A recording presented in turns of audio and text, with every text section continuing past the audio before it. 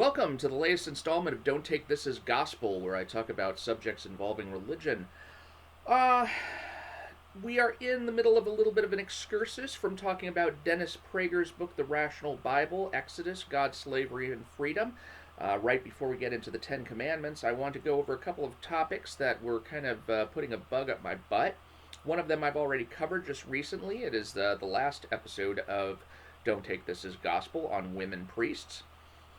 Today, it's going to be about murder. Yes, murder, and who do you trust more not to murder you? The atheist or the believer? Now, we're just basically talking about belief in God. We're not going into any of the details as far as specific types of religion or things like that.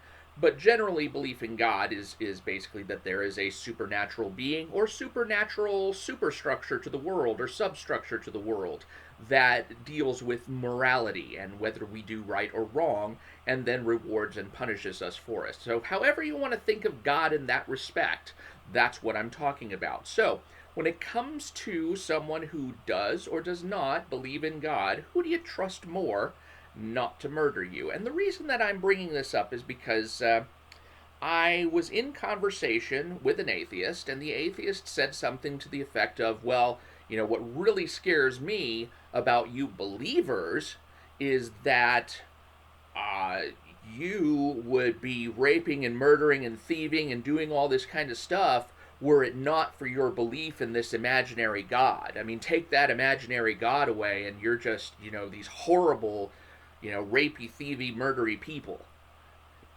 Now, that's kind of a ridiculous way to put a spin on it. Because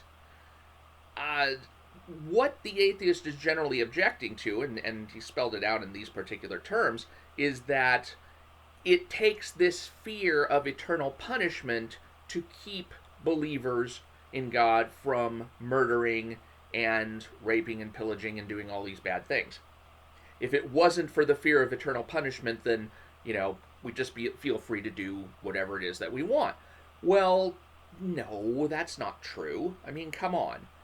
But you have to really kind of turn the whole question on its head and say, all right, you're thinking it's just one thing. But the proper way to think of it is that it's just one more thing. So let me explain. What are all the reasons that an atheist would not murder you? Well, number one, there is the possibility that the atheist would feel bad about it.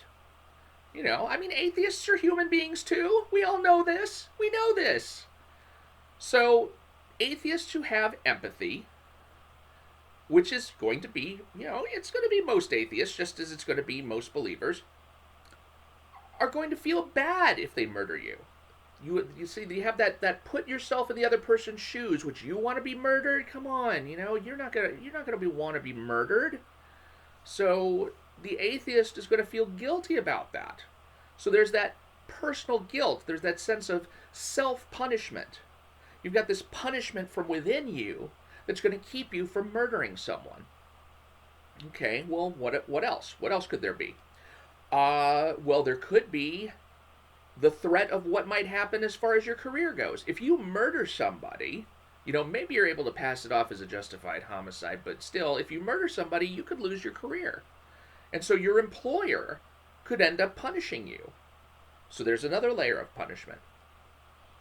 What about your social circle? If you're a murderer, you know, what do you expect is going to happen if people find out about that, and how are they going to treat you? Well, it's going to diminish your social circle because there's people who don't want to hang out with a murderer. Well, you know, that's another kind of punishment right there, the social ostracism you might face. How about, what if the other person fights back? What if your victim fights back and injures you or possibly kills you? You know, those are consequences you don't want to face. That would be almost a kind of karmic punishment right there. You tried to murder someone, that person killed you in response. That's something you don't want, or maybe you get direly injured or maimed for the rest of your life. Those are things that could happen. So there's punishment from the victim. And then, of course, there's the punishment that could come from the law. You could wind up losing your freedom. You could wind up losing your life to the death penalty. You could wind up just, having a miserable existence, or even if you prove yourself innocent, you're going to, suffer the slings and arrows of society, and that falls more under the social ostracism part. But still, you have the legal penalties, and then there's, what was it, OJ, who just tweeted about Jeffrey Toobin today, and that was kind of hilarious. OJ was not convicted of murder, but he was convicted of civil penalties, and then he wound up going to jail later for a different crime. So, there's all these different punishments, all these different sorts of consequences that will influence the atheist to not murder you. But guess what? That same list of punishments and consequences exist for the believer as well. The believer has all of the same things. The believer is afraid of a guilty conscience. The believer is afraid of the social ostracism. The believer is afraid of losing his career. The believer is afraid of, perhaps being affected negatively by the victim himself. The believer is afraid of the possible, the legal consequences. All of those different reasons that I listed for the atheist apply to the believer as well. So what's the difference? Well, once you check off all those boxes and say, aren't you concerned about this? Aren't you concerned about that? And you get down to the end of that list, if you're dealing with an atheist, you're done. You're done. There's no more reasons. But if you're dealing with a believer, you've got one more box to check. Because the believer fears punishment from God. Or, if you're looking at it on a more positive spin, fears disappointing God. The believer has that one additional reason at the bottom of the list that the atheist doesn't have. So let me ask you, if you're confronted with someone and you want to try and rationally argue that person out of murdering you, would you rather be faced with an atheist or a believer?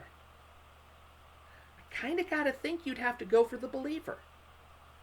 Why? Because when you make your arguments, you're going to be checking off all those boxes, one by one. Don't hurt me, you'll have a guilty conscience. No, I won't. Don't hurt me, you're going to have social repercussions. No, I won't. Don't hurt me, the law's going to catch you. No, it won't. And you're going to check off all of those boxes one by one until you get down to the bottom of the list. And at least on the believer's side, you've got one more box to check. You've got one more hand to play. But on the atheist side, you're just dead. So, faced with an atheist or a believer, who do you think is more likely to murder you? Now, again, I'm not talking about statistics, by the way. I'm not saying who's statistically more likely to take your life.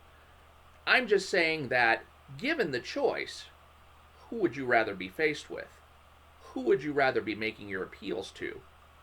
The person with whom you have this set of appeals to make, or the person you have this set of appeals to make plus one? I'm Mike Partika. Thank you for listening to this installment of Don't Take This as Gospel, and I will get back to talking about the rational Bible, Exodus, God, slavery, and freedom with the next video. I don't think there's anything else that I'm going to cover on a tangent, so I will talk to you later, and I hope you pick up the book, by the way. Go check out one of the affiliate links that I've got posted under one of the other video descriptions. Y'all take care. I'll talk to you later.